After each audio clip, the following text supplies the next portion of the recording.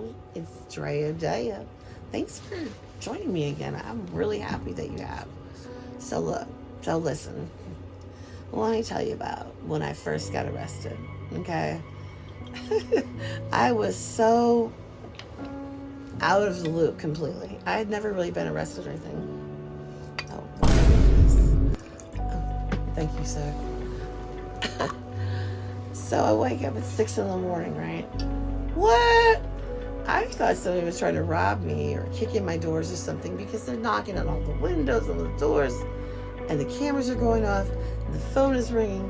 So apparently the entire neighborhood was up but us, you know. So anyhow, I get to DeKalb County after the SWAT team of all men under 5'3" attacked, came and got me. I get to DeKalb County and go upstairs. Real fast, actually, in GP. My first roommate, Samu.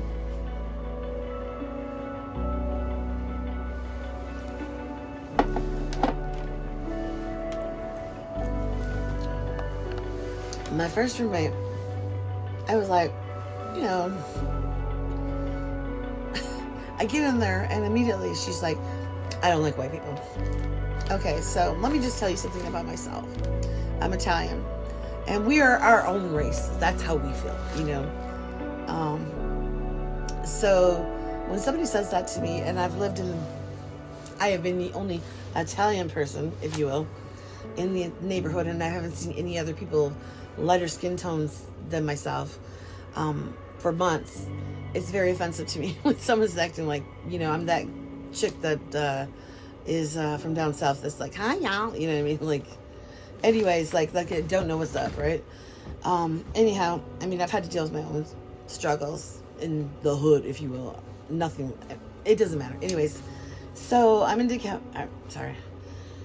Anyways, I'm in the jail, and the girl says she doesn't even like white people anyways. So somehow her friend, who was the CEO, got her moved away.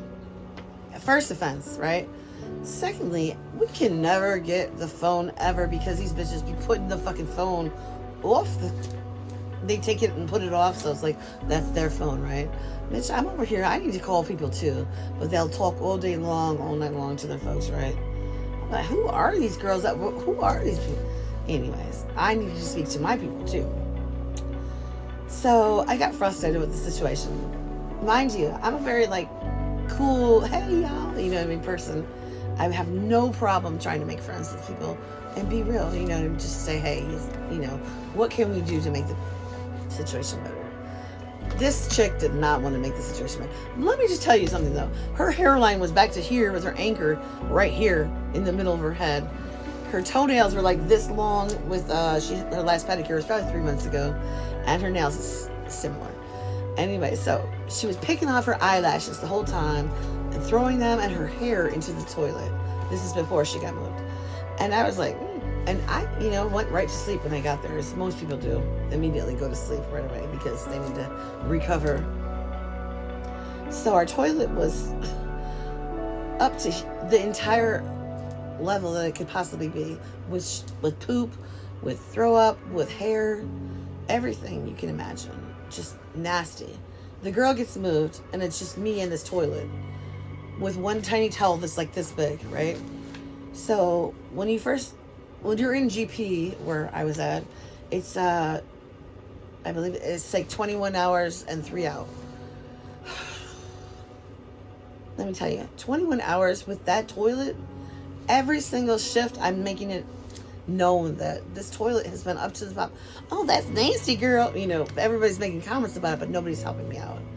For 5 days, I had to deal with that toilet all the way up to the top with everything in it, and nobody cared.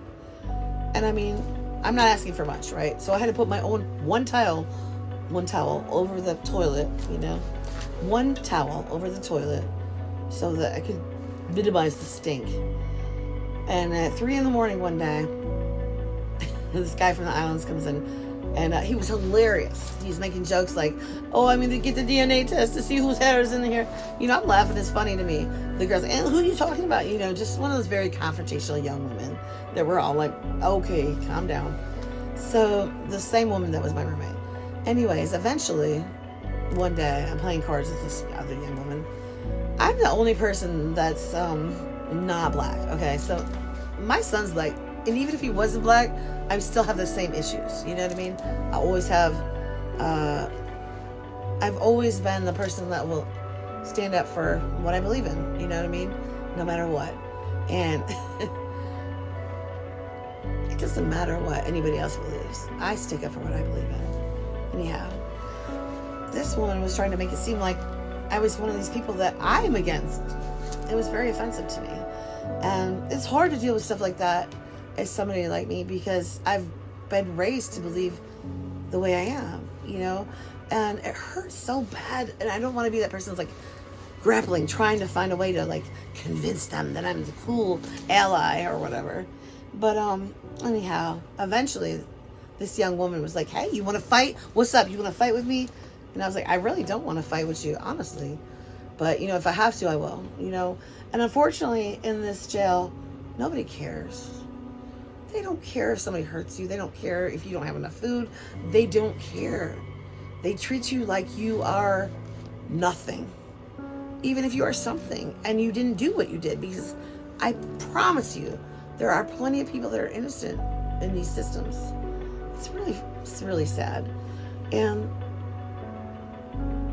I just want to say, like, I cannot believe utter madness that goes on in these prisons, especially in the town, the city that I live in, because it's horrendous. There was blood on the ceiling. How did blood get on the ceiling? These are like 12 feet tall ceilings. I mean, there's blood on the walls. The showers are coming up to levels where your feet are, you know, at your ankles, with blood and hair and stuff. They don't care. It's disgusting. And at one point, there was a woman who was HIV positive and had cancer as well, and was vomiting all over the place. I just asked simply to the CO, can we get something to kill the bloodborne pathogens? This young woman, because they always have to hire people that are very young because they don't pay well, said to me, I'm educated, you know, my mom's a nurse. There's HIV all up in this motherfucker. You know what I'm saying? You better get used to it. Why would I ever have to get used to that? Why would we ever have to get used to bloodborne pathogens from somebody who's very sick in an institution where we could just handle it really easily? I'm just saying, when I see stuff on Facebook that's like, you get 3 hots in a cot, we don't get 3 hots in a cot. I promise you, I've never had a hot in a cot. I've been vegetarian since I was 15. Okay? So,